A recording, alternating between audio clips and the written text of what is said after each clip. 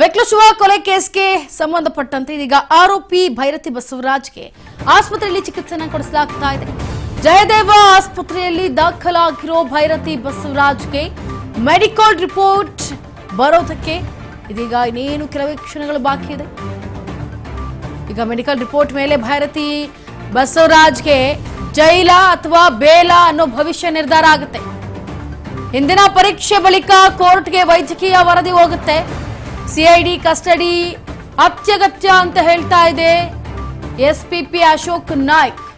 Police ಸಮ್ಮುಖದಲ್ಲಿಯೇ ಚಿಕಿತ್ಸೆಗೆ ಆದೇಶದ ಸಾಧ್ಯತೆ ಇದೆ. ಇಂದು ಭೈರತಿ ಬಸವರಾಜ್ ಆಂಜಿಯೋಗ್ರಾಮ್ ಮಾಡುವಂತಹ ವೈದ್ಯರು ನಿನ್ನೆ ರಾತ್ರಿಯಿಂದಲೇ ಆಸ್ಪತ್ರೆಯಲ್ಲಿ ಇರಿಸಿಕೊಂಡಿದ್ದಾರೆ. ಭೈರತಿ ಬಸವರಾಜ್ರನ್ನ ಕೊಲೆ ಆರೋಪಿ ಭೈರತಿ ಬಸವರಾಜ್ಗೆ ಆಸ್ಪತ್ರೆಯಲ್ಲಿ ಚಿಕಿತ್ಸೆ ನಡೀತಾ ಇದೆ. ಈಗ ಜಯದೇವ ಆಸ್ಪತ್ರೆಯಲ್ಲಿ ದಾಖಲಾಗಿರೋ ಭೈರತಿ ಬಸವರಾಜ್ಗೆ ಮೆಡಿಕಲ್ ರಿಪೋರ್ಟ್ ಬರುವಂತಹ ಎಲ್ಲ ಅಂದ್ರೆ ಏನೇನು ಮೆಡಿಕಲ್ ರಿಪೋರ್ಟ್ ಮಾಡಬೇಕು ಅದನ್ನೆಲ್ಲ ಮೆಡಿಕಲ್ ರಿಪೋರ್ಟ್ ಮಾಡ್ತಾ ಇದ್ದಾರೆ. ಈಗ ಈ ಮೆಡಿಕಲ್ ರಿಪೋರ್ಟ್ ಮೇಲೆ ಭೈರತಿ ಬಸವರಾಜ್ಗೆ ಜೈಲು ಶಿಕ್ಷೆ ಆಗುತ್ತೋ ಅಥವಾ ಬೇಲ್ ಪರಿಹಾರ ಸಿಗುತ್ತೋ ಇದು ಭವಿಷ್ಯ ಈ ಒಂದು ಮೆಡಿಕಲ್ ರಿಪೋರ್ಟ್ ನಲ್ಲಿ ಇದೆ.